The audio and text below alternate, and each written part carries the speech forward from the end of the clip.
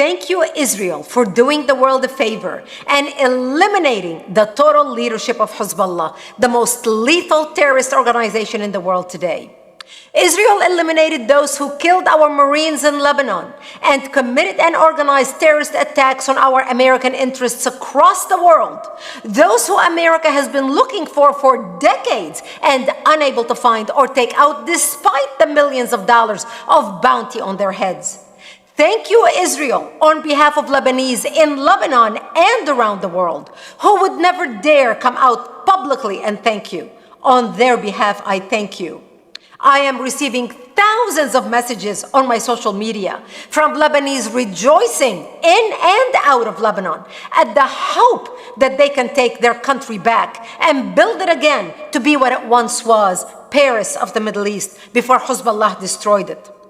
Hezbollah is a terrorist domestic organization funded by Iran, who is in complete control of Lebanon. Lebanon has not had a president for 2 years because Hezbollah does not want a Christian president in the country. They have terrorized the Lebanese people of all faith, especially the Christians.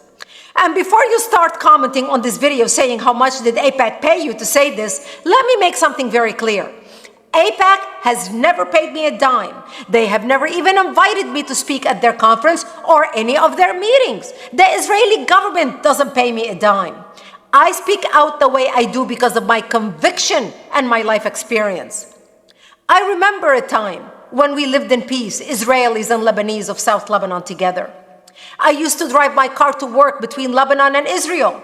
I had a home in Israel where I lived in Jerusalem during the week, and I would go back to Lebanon on the weekend to visit my parents in Marjayoun.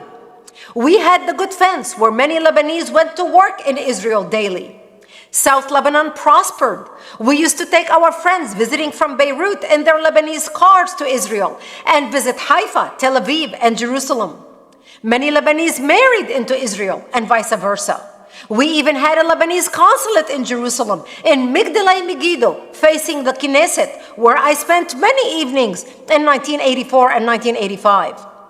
We had hope of peace plans because of the talks between the Lebanese and Israel at the time, until the founding of Hezbollah, where the whole country went downhill. A lot of Lebanese today live in Israel, who were driven out by Hezbollah, fearing for their lives, Christians, Muslims, and Druze. Since then, Lebanon had a brain drain as Hezbollah drove the Christians out, just like Europe had a brain drain after they drove their Jews out in World War II.